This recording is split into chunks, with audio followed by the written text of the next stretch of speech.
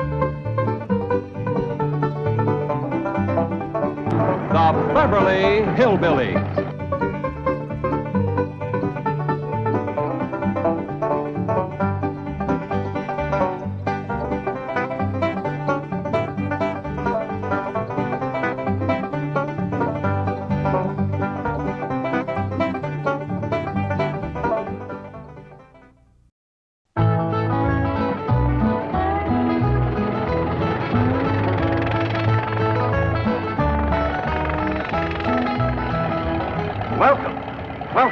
Howdy.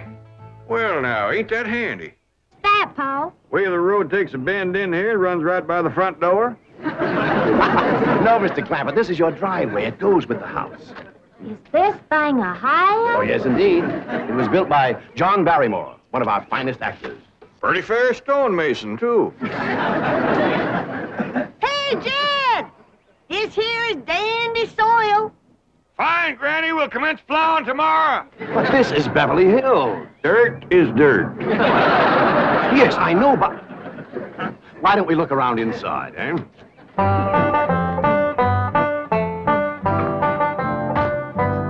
Well, here we are.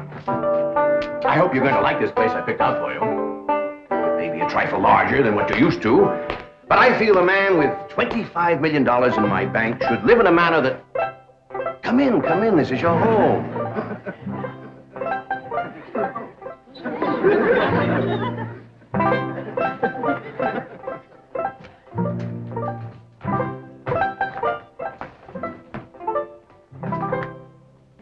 As I say, it may be a bit more than you're used to, but I'm sure you'll be comfortable. Now, my secretary will be over right away to help you with the hiring of servants or whatever problems you may have. She's a very efficient girl, Miss Hathaway. Jed? Jed? Jed? You and Jethro fetching my stove so I can get some victuals to cooking? Oh, you have a beautiful stove. Thank you. Fetch it in, Jed. You scare up some wood, Elly. No, I mean you have a stove already installed in the kitchen. Where's that? I'll show you. Excuse us. Ellie, you go with Granny. She'll still need you to fetch some wood. Sure, Pa. Uncle Jed, guess what? There's a whole nother house up here. Jethro, come down from there. Like as not that belongs to somebody else. George. This is your kitchen. Oh, and here's the stove. The last word in food preparation. And speaking of food, you'll find everything you could possibly want stored right in here. See?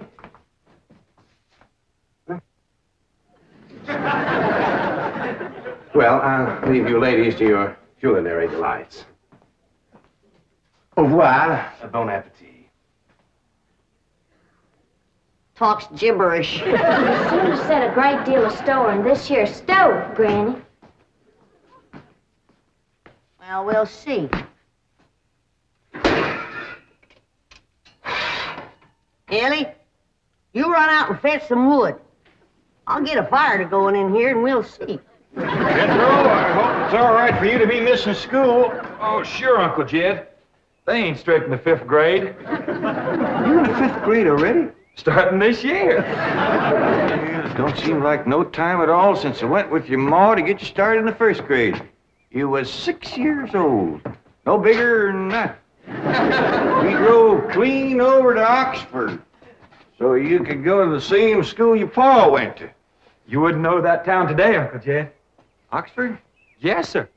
Well, that town has growed and spread out and built up and just kept getting bigger and bigger. Why, today, why, I bet you there must be at least 3 or 4 dozen people living there. A place like that's all right to visit, but I wouldn't want to live there.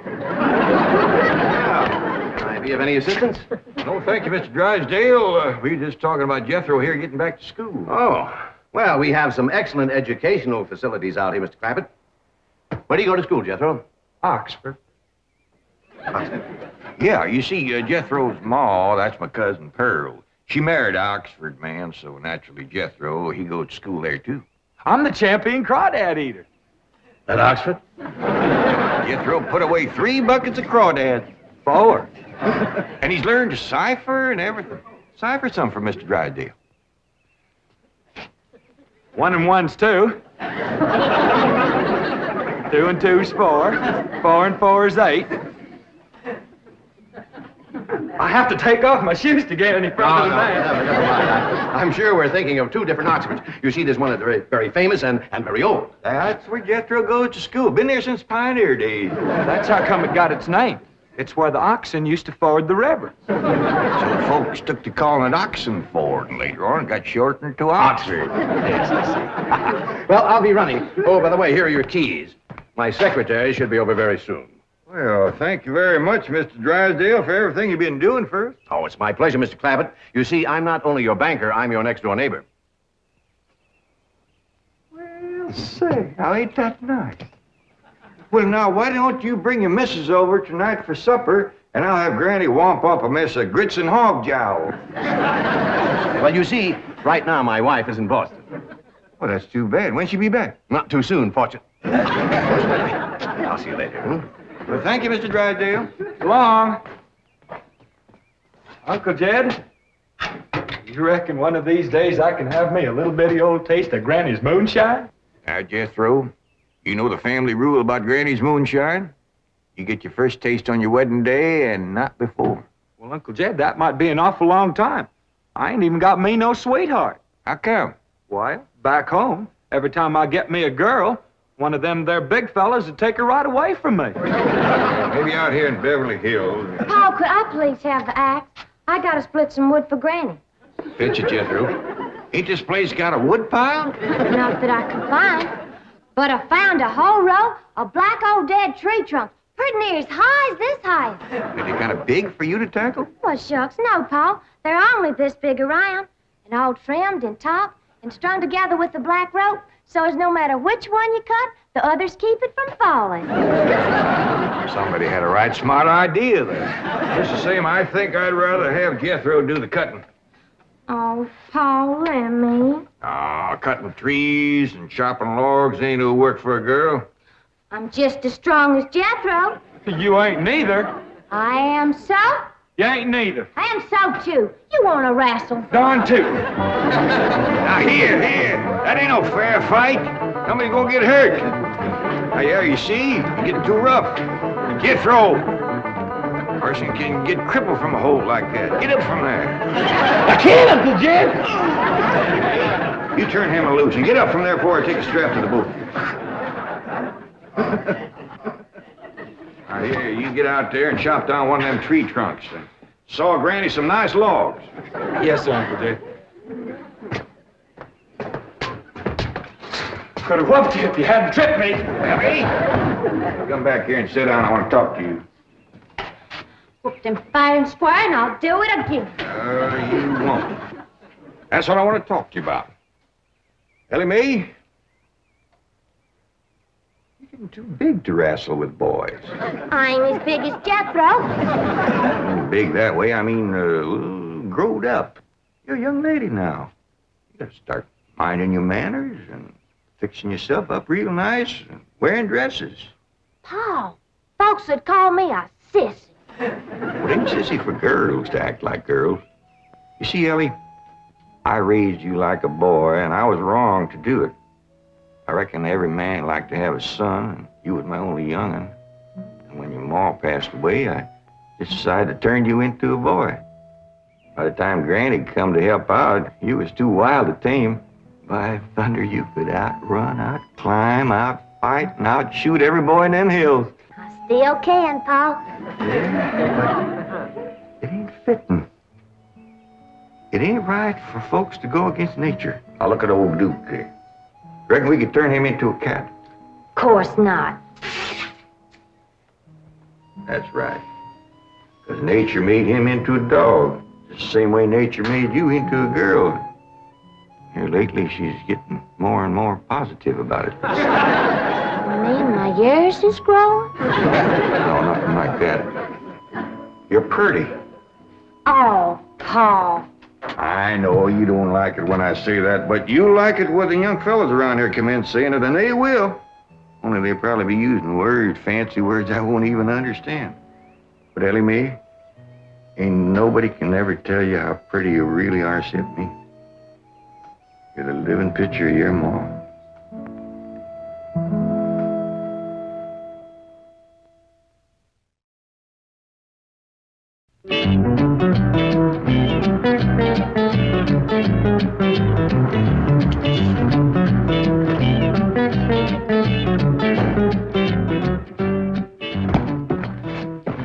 You still here? I thought you were going up to the Clampett estate. I didn't think it prudent for us both to be absent simultaneously. In the event of crises... The only crises you have to worry about right now is keeping Mr. J.D. Clampett happy. Now get up there. Tell me, how did you like the flamingos?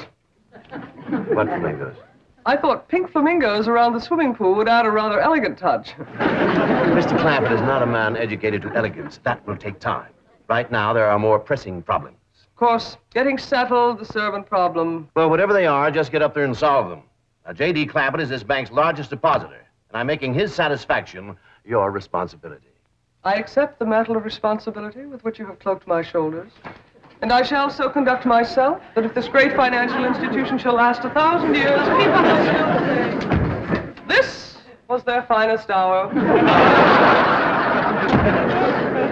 And he would, all right. Got a lot of pitch and tar in it. Ought to burn real good. Yeah. That flimsy grate holds up. Granny, this is the top of that tree trunk. You want I should split it up, too? No, just leave it outside. Yes, sir. This place ain't even got a wood box. Yeah, folks don't need much wood out here. Remember what Pearl said? It don't get cold. Yeah, I remember. It might not get cold in the day, but it sure freezes solid at night. How you know? I'll show you how I know. Every bit of food in this here storage bin is froze harder than a rock. Yes.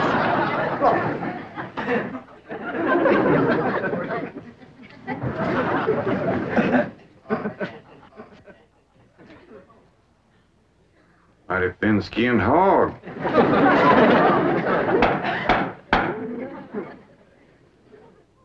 But I'll be doggone. Take me 2 days to thaw out that ham before I can ever cook it.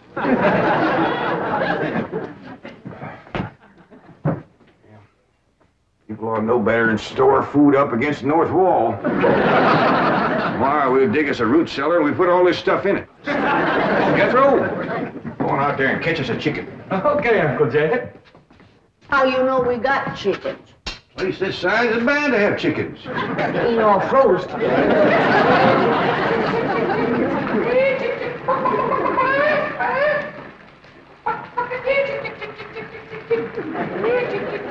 Chick, chick, chick, chick, chick, chick, chick.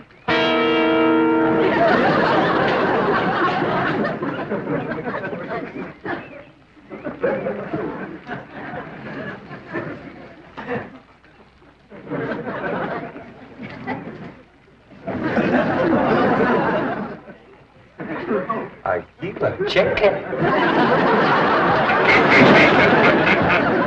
Here's that bucket. You want it? You take it, Ellie. See if you can find a creek.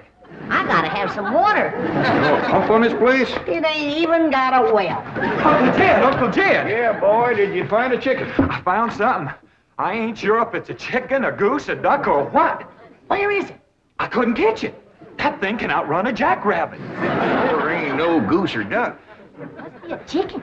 If it is, I was right about things growing bigger out here. That thing was this high. Chicken? Ah, Jethro.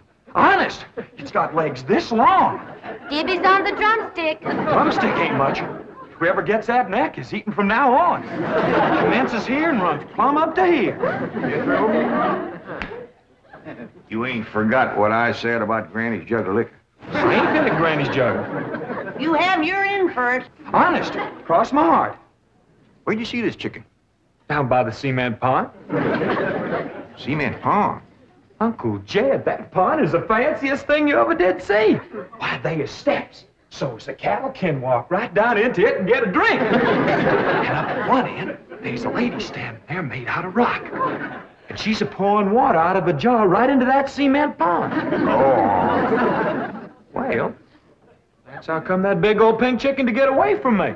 Flew right over the top of that there rock lady, landed in that pond, and swam like an otter. Just flapping them big old pink wings and hollering. What color did you say that chicken was? It's pink. Ain't I told you that stuff would stunt your growth? Miss Granny, I didn't touch a drop. You and me is going to the woodshed. Now, Jethro, you swear to be telling the truth? So help me, Jefferson Davis. You take your hat off when you speak of the president. He ain't president no more.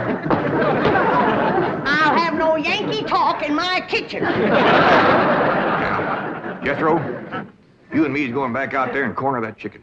Granny, you get your fire to going. Ellie Mae, you sweep up out front and keep your eyes open for that Miss Hathaway. I'm counting on her to take you in hand and get you in the right kind of clothes. Come on. Chicken.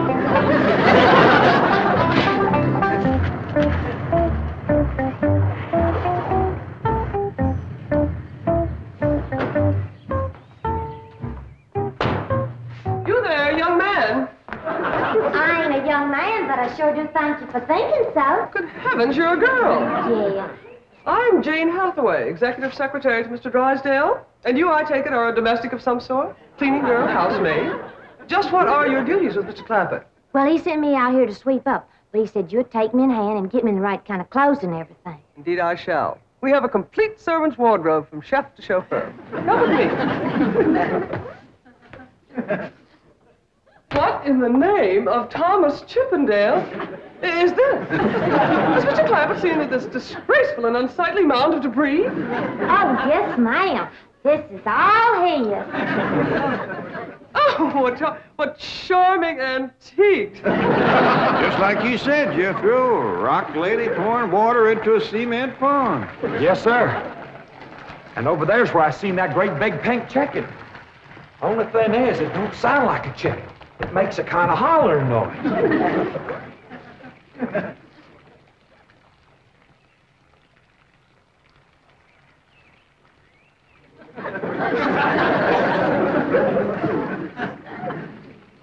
Reckon you'd make a hollering noise, too, if you was to lay egg like that. Man, oh, man. That's what I call an egg.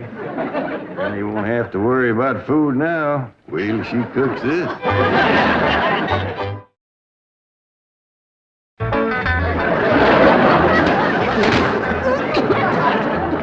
That blame city stove don't draw worth nothing. Hey, Granny, look at this egg.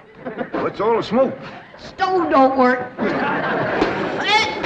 Probably just a stuffed-up flue. Ain't got a flue, ain't even got a stovepipe. Well, I'll get the shovel and a hoe and rake it out of there. Here, you keep this egg.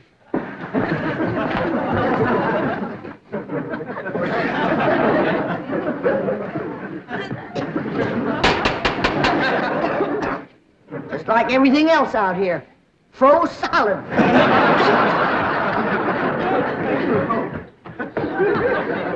Really, my dear, you look quite charming. Well, I feel like a dead blamed fool. Oh.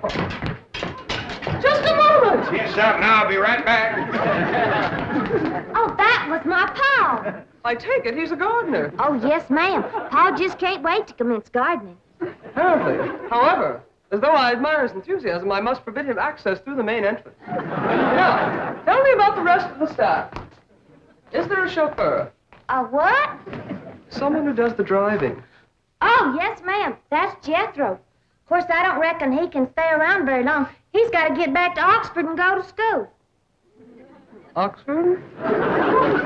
He attends Oxford University? Well, he just calls it school. Pa went to school there, too. Oh, yes. Old school time. Great pride, those Oxford men.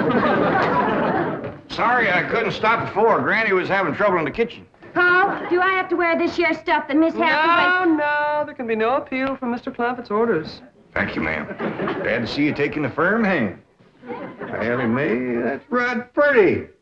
Makes you look taller. She's got me walking on pegs. We'll run in and show Granny. And get rid of those old clothes, dear. Granny, I presume, is the cook. Yes, ma'am, but she ain't too happy about it right now. I shall deal with her directly. Now, let's see. Maid, gardener, cook, chauffeur. Oh, I understand Jethro is an Oxford man. You bet he is. I'm, quite anxious to meet him. Don't blame you. Fine-looking young feller. Single, too. And he's on the lookout for a girl. I am only interested in the intellectual rapport which I would naturally have with an Oxford man. I presume you went to Eton as a boy. If I know Jethro, he went to Eton the minute he was born. Yes, of course. I suppose his father matriculated him. I kind of think maybe it was his ma. Oh, well, no matter. At any rate, he's an Eton man. That he is. Matter of fact, Jethro won the Eton championship. How marvelous. What was he champion of? Eton. Yes, I know. But what was it? Cricket? Oh, no, it was crawdad. I don't think even Jethro would eat crickets. I was referring to the game of cricket. Jed, where's the axe? I'll bet you, Granny. You talk to Miss Hathaway. And just why does Cook need an axe? I've hit this with everything I could lay a hand to. I even whopped it with an iron skillet. You are supposed to hit it with a croquet mallet. All right, where is it? I don't think I'll tell you. There is a time for work and a time for play. Now then, what are we cooking for Mr. Clampett? Well, I don't know what you're cooking him, but if he wants any victuals from me, somebody better shoot a possum. Possum? You got a better idea? But of course, a nice big fluffy souffle. All right. You shoot it and you skin it. You don't even know what a souffle is. What kind of a cook are you? I'm a cook with a stove that don't draw, food that's froze solid, chickens that can't be caught, eggs that can't be broke, and a smart alecky city woman telling me my business. That's what kind of a cook I am. Mind your tongue, little woman. I can have your job. You sure can, and the sooner the better. Jethro's coming, and just wait till you see what he's got. Thank heaven. Now I can have an intelligent conversation. Look, Granny, I got that big chicken. I hope it ain't as tough as its egg. That is a flamingo. Oh, no, ma'am. That's my nephew, Jethro. Jethro, say hello to Miss Hathaway. Howdy, ma'am. This the big dangest chicken you ever did see. You go to school at Oxford? Yes, ma'am. I'm in the 5th grade. Stop bragging and wring that chicken's neck. Elly, May! No, stop, you barbarians. Don't harm one feather of that beautiful bird. I've taken just about as much as I'm going to take from you. Yeah, Granny. Elly, you get the fire going under the big kettle outdoors. Young lady, where is your maid's uniform? I ain't going to work. Oh, yes, you are. No, I ain't. Oh, yes, you are, if I must subdue you forcefully. I wouldn't try that. Tried to tell you. I'll set on her, Elly. You get the fire to go. Now, here, Granny. Come on, let her up. Get off of it. You are discharged. All of you. Sacked. Fired. You are the most incompetent, insubordinate, belligerent group of domestics it has ever been my misfortune. Hathaway! Ah, Chief. You're just in time to help me take disciplinary action. You're fired. I've already told them. Not them, you.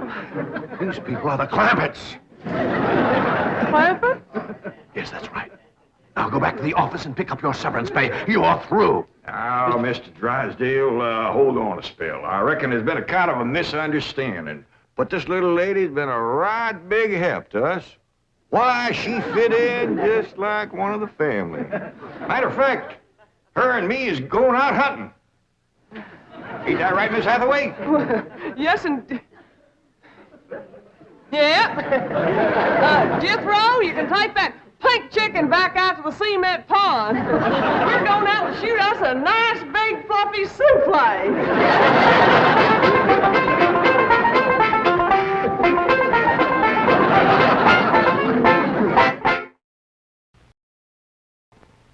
Yes, sir, it was a dandy trip. Of course, we's all of my tuckered from sleeping setting up, but Pearl's old truck run just fine, and her boy drove all the way. Winston?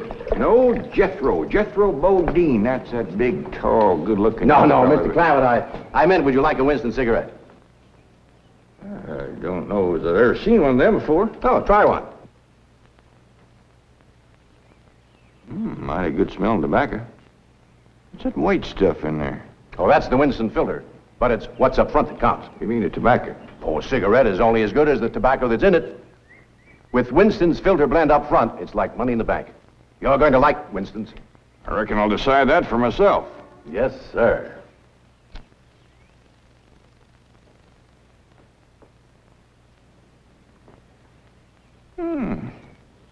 I like it.